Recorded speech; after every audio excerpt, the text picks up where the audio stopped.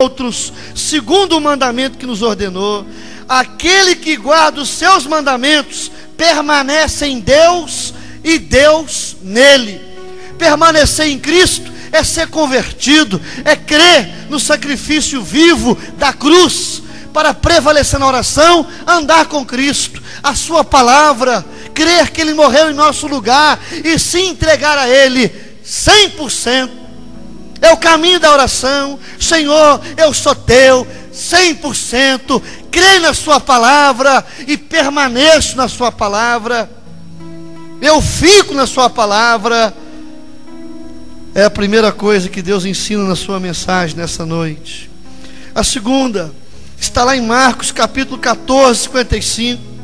Os principais sacerdotes, todo o sinédrio, procurava algum testemunho contra Jesus para o condenar à morte, e não achavam coisíssima nenhuma. Eles queriam condenar a Cristo, eles queriam achar nele alguma coisa que pudesse causar algum escândalo, alguma coisa na sua vida, nos seus relacionamentos, na sua casa. Mas a palavra de Deus diz que eles não acharam nada. 1 Pedro 3 fala assim, verso 12: os olhos do Senhor repousam sobre os justos, e os seus ouvidos estão atentos ao teu clamor. Oh, meu amado, a palavra de Deus diz que o Senhor está atento à sua oração, os seus ouvidos estão abertos, mas o rosto do Senhor está contra aqueles que praticam iniquidade. Se o seu coração é reto e justo diante de Deus, se há santificação, se você quer agradar a Deus com a sua vida, os olhos do Senhor, os ouvidos do Senhor estão abertos ao seu clamor, e quando você ora, Deus atende, e Deus responde, e Deus abençoa. A segunda coisa é você dispor um coração livre de pecado. É um coração puro, é um espírito inabalável, é a vida santa. No Salmo 66, 18 fala assim: se eu no coração contemplar a iniquidade, o Senhor não me ouvirá. Se você contemplar a sujeira, se você contemplar o pecado, a rebeldia, seja o que for que desagrada a Deus, o Senhor não te ouvirá. Para que você prevaleça na oração, permaneça em Cristo e na sua palavra. Segundo, um coração puro e um espírito inabalável. Terceiro lugar, a palavra de Deus fala em Lucas capítulo 22, Jesus Cristo ensinando aqui outra coisa para nós.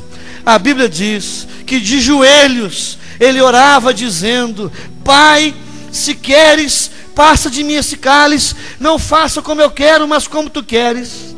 Orava com intensidade, e aconteceu que o seu suor se transformou em gotas de sangue sobre a face da terra, e ele começou a orar, pedindo que a vontade de Deus se cumprisse na sua vida, para que o plano da salvação fosse concretizado. Jesus veio com um propósito, cumprir a vontade de Deus, mas para que a vontade de Deus fosse cumprida, Jesus orou, cheio do Espírito Santo. Olha só o que diz em Romanos capítulo 8, verso 26, porque não sabemos orar como convém, mas o Espírito de Deus intercede por nós sobremaneira, segundo a vontade de Deus é que Ele intercede pelos santos. Quando nós permanecemos em Cristo, na sua palavra, coração puro, cheio do Espírito Santo, vamos orar segundo a vontade de Deus, porque vamos conhecê-la. Seja fácil ou difícil, seja o que for,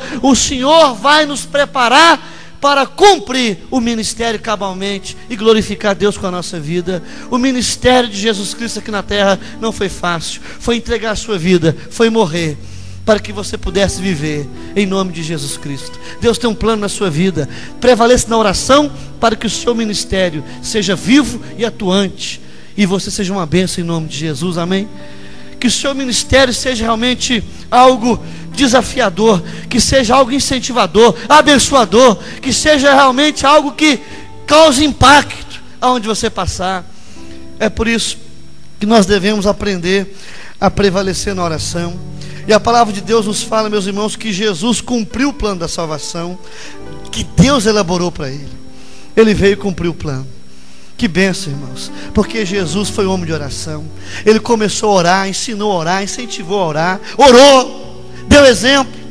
E a Bíblia diz que a outra coisa que ele ensina para nós é que para preservar, aliás, para perseverar, para você prevalecer, ficar de pé e ter uma vida abençoada, uma vida abundante. A vida abundante não é o que você tem, nem o que você é na vida secular. Vida abundante, meu irmão, é você estar onde Deus quer e ter comunhão com o Pai e desenvolver seu ministério, e você estar cheio da graça e ter olhos de Deus, ouvidos de Deus, coração de Deus, uma mente de Cristo, amém?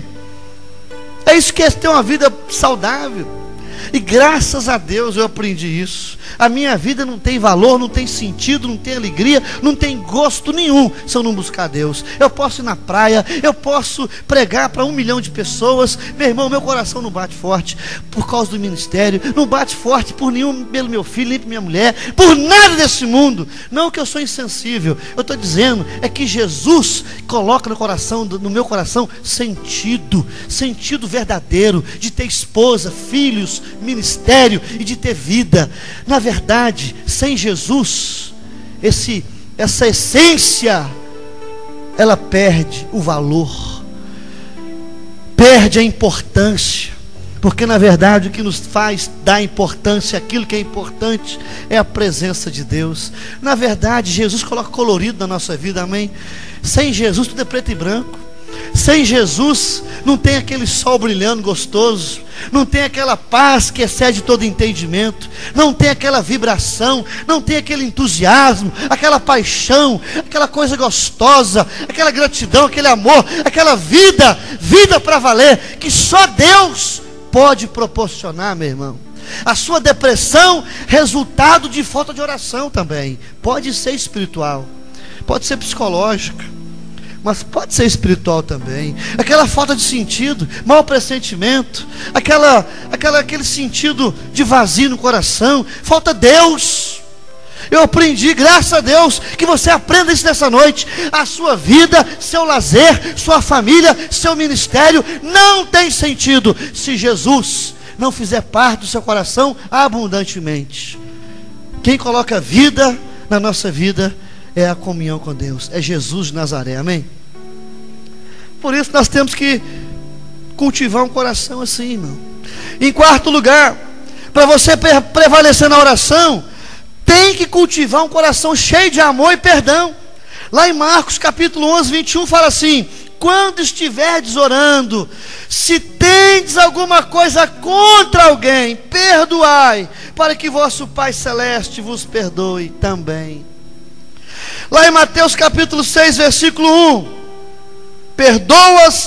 perdoa-nos as nossas dívidas, assim como nós temos perdoado aos nossos devedores. Jesus fala que a nossa oração tem resposta quando nós respondemos ao irmão e o amamos, e o perdoamos, e pedimos perdão, e nós também liberamos perdão.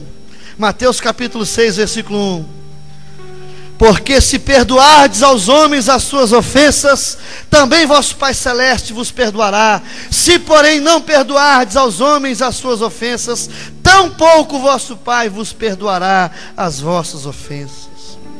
Para você prevalecer na oração tem que ter amor, mas amor em 4 dimensões. Quais são as 4 dimensões do amor? Primeiro, é você amar sua família. Está lá em 1 Pedro capítulo 3, versículo 7. Se você não amar a esposa, amar os filhos, amar o esposo, o marido, se você não estiver bem dentro de casa, fala que as orações serão interrompidas. Olha só o que diz a palavra: maridos, vivei a vida do lar com discernimento, tendo consideração com a mulher. Ela é parte mais frágil. Está dizendo aqui que ela é frágil. Ela só é frágil. Não quer dizer que ela é menos inteligente, não, ela só é frágil. Mas não quer dizer que ela é fraca, não, é frágil. Ela é mais frágil, ela é mais delicada. Tratai com dignidade, porque vocês são herdeiros da mesma graça, para que não interrompam as vossas orações. Marido emburrado com mulher, mulher emburrado com marido, com menino, a casa lá pegando fogo, mas fogo do inferno, ódio, ressentimento, amargura. Meus irmãos, a oração vai ser interrompida. é fundamental amar a esposa, o marido, os filhos, e falar: Senhor, cuida da minha casa, para que as orações não sejam interrompidas. A palavra do Senhor diz também amor na igreja. Está lá em 1 João 3,16: nisto conhecemos o amor, que Cristo deu a sua vida por nós, devemos dar a nossa vida pelos irmãos. Meus irmãos, amor na família, amor na igreja, amor fora da igreja. 1 João 4,7: amados, amemo-nos uns aos outros, porque o amor procede de Deus. Aquele que nasce de Deus conhece o amor. Amemo-nos de coração. Os fora da igreja. Quarta dimensão: primeiro a família, segundo a igreja, terceiro os fora da igreja, quarto lugar, amar os inimigos. Quem é que não tem inimigo, irmãos? Gente que à toa, porque nós somos, não gostam da gente, fala mal, eles tramam alguma coisa, traição, calúnia, difamação e tanta coisa mais. Mas Deus tem uma palavra para isso. Está lá em Lucas 6,28: bendizei os que vos maldizem, orai pelos que vos caluniam. Está falando mal de você? Fale bem. Está caluniando? Ore, abençoe. Mateus 5,44: amai vossos inimigos e orai por aqueles que vos perseguem. Está perseguindo? Está falando mal? Está odiando você? Está perseguindo você? Ore, interceda e abençoe em nome de Jesus. Perdoe. É isso que Deus fala. Para você prevalecer na oração, tem que ter amor no coração e perdão, senão a oração vai ser interrompida. Como é que você pode orar? Senhor, me abençoa, mas na verdade você quer amaldiçoar aquele que te pisou no calo. Você fala: Deus, perdoa o meu pecado. O seu pecado é grande, mas aquilo que a pessoa fez com você é tão pequeno que você não libera a graça. Seu coração é ressentido, você é uma pessoa difícil de liberar a graça. Você fica aí emburrado. Mas Deus fala para você: quer prevalecer na oração, quer achar a chave da vitória? Meu irmão, ore, mas em nome de Jesus. Cultive um coração cheio de amor e de perdão, porque foi assim que Jesus fez, e foi assim que Ele ensinou, e foi assim que Ele falou que vai dar certo. Amém?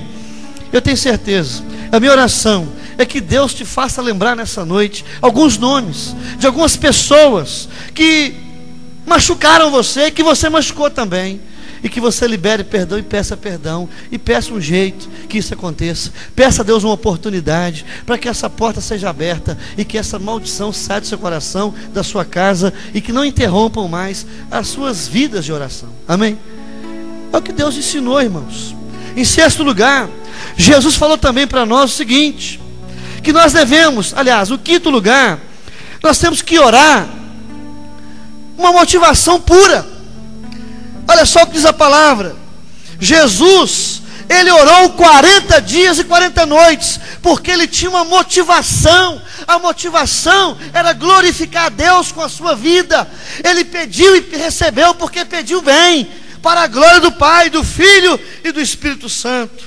O que levou Jesus a orar e jejuar foi que Ele queria glorificar a Deus com a sua vida, implantar o reino de Deus aqui na terra e salvar os corações, libertar você do inferno, salvar a sua alma. Ele tinha motivação pura, meu irmão. Olha só o que diz em Tiago: pedis não recebeis, porque pedis mal, para esbanjardes em vossos prazeres. Você ora, mas não é para a glória de Deus, a motivação não é pura. Então, para você prevalecer na oração, tem que ter a motivação lá de dentro. Senhor, estou orando, mas Senhor, tem misericórdia, é para a glória do Teu nome, abençoa, Senhor, tem misericórdia. É um pedido, Pai, no nome de Jesus Cristo.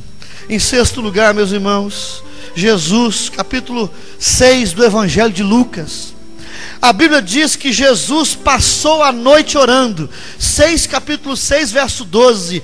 Jesus passou a noite orando, e quando amanheceu, escolheu os 12 discípulos. Jesus nunca deu um passo sem que Deus fosse buscado, sem que Ele pedisse orientação de Deus. Não que Ele não soubesse, Ele queria dar exemplo. Ele queria ensinar e deixar registrado para nós que é fundamental, antes de qualquer decisão na vida, que você busque a Deus. Ele passou uma vigília em oração para escolher os 12. E esses 12, eles viraram o mundo de cabeça para cima. Estava de cabeça para baixo. E eles mudaram esse mundo.